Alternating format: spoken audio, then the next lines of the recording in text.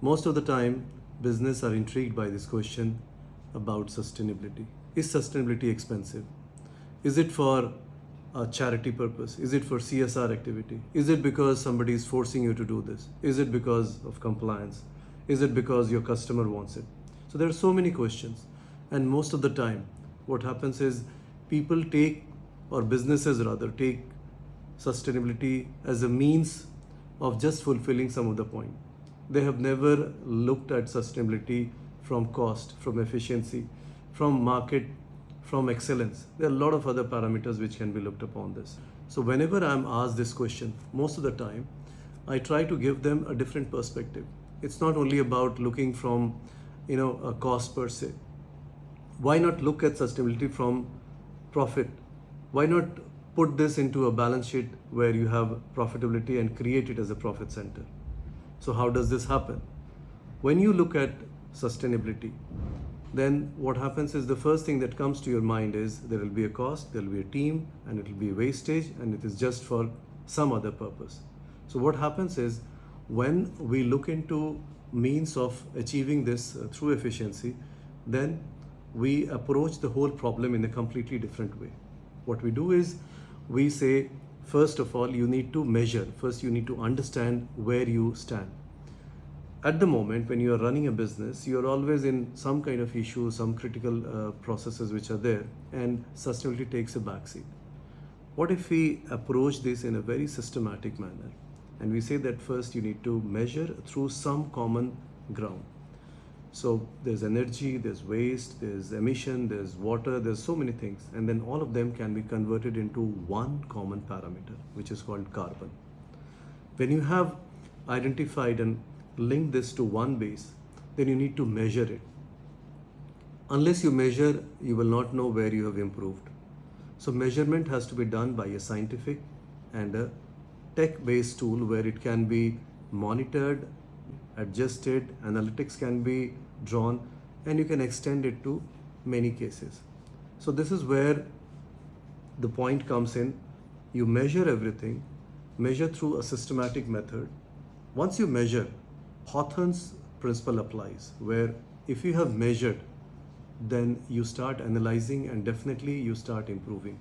So without doing anything, you have an ability of improving by 10 to 15%.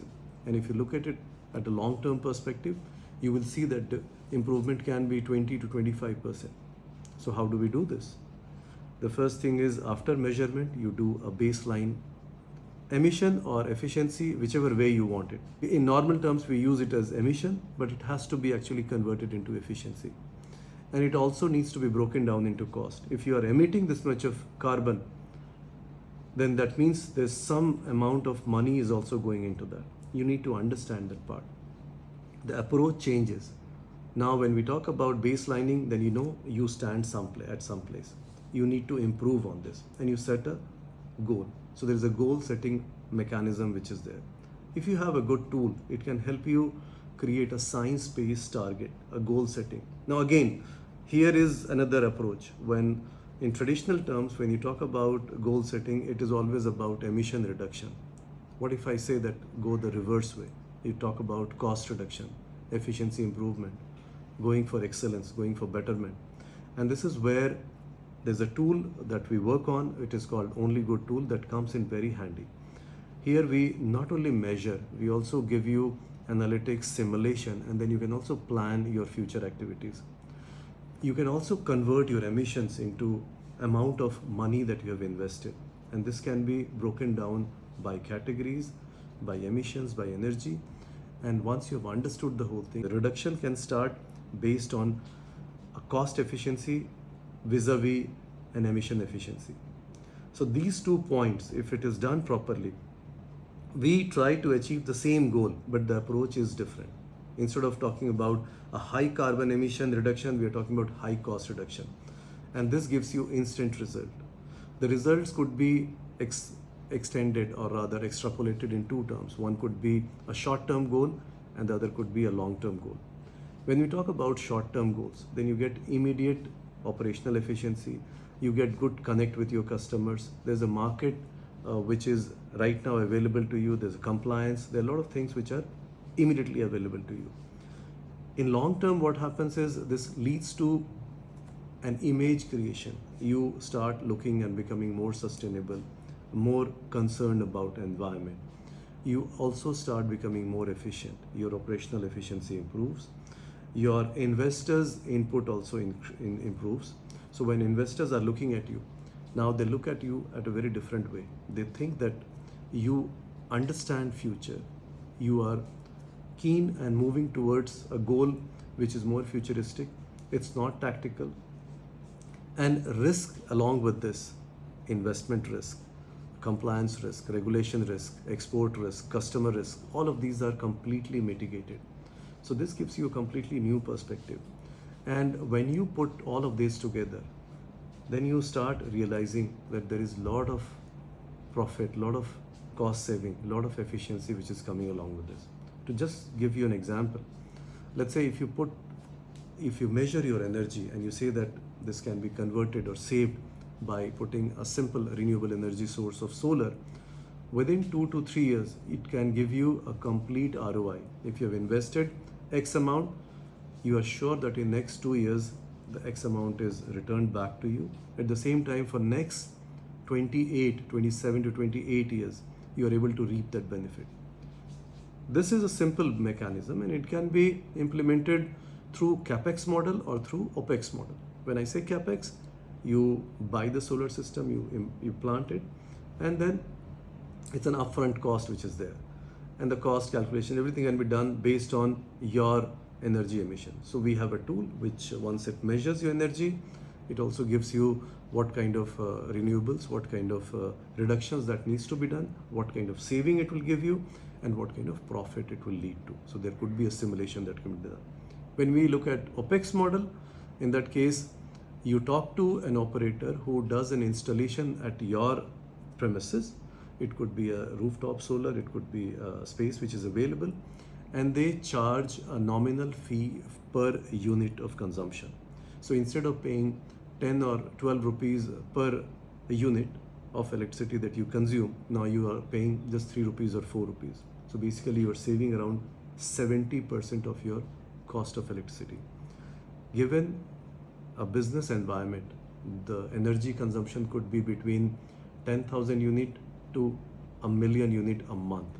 Now if you look at an average of around 1 lakh unit and multiplying that by 7 rupees or 8 rupees of saving, you're talking about 80 lakh rupees of saving just from a decision which was instigated through a system which is based on sustainability. So this is one example. If you look at a high energy consumption in your plant, like a boiler or some kind of a combustion plant, in that case you might be using PNG because government has asked you to do that. You have complied by that, but you have not looked at other ways. PNG is expensive. Why not move into a biomass? Why not move into an electrical boiler? This itself will give you a lot of saving. So there are mechanisms by which, first of all, savings can be achieved. There are a lot of government incentives that can be built into this. And once you have done this, you start focusing on improvement, improvisation of the current system. You also build in your HR, your team, your employee, stakeholders. Everybody starts coming together, and you come to a situation where the whole thing starts working as one unit. You go into plantation, you go into a lot of drives which are focused towards sustainability. One is, of course, business benefit, cost saving. At the same time, when you look at future, this is also important for the next generation that we talk about, but it's also important for our business to exist. While this is a challenge, the whole of sustainability, and people give different reasons, emotional reasons of talking about future, economic reasons that you will be penalized if you don't do this. There could be other important aspect of this. That is, you are embarking on a journey which is futuristic, which is going to be long term, and it will also secure your business. So here lies the main point. While, as I said, there's a challenge for everybody, this is also a golden opportunity. This is a moment of truth where you can, while others are struggling, you move forward. As you move forward, you realize within 3 to 6 months, you'll create a difference where you will create from your immediate competition. And what happens is, as you start taking lead, you start growing faster. And while others would try to catch up with you, you will always have different means and mechanisms to continuously lead.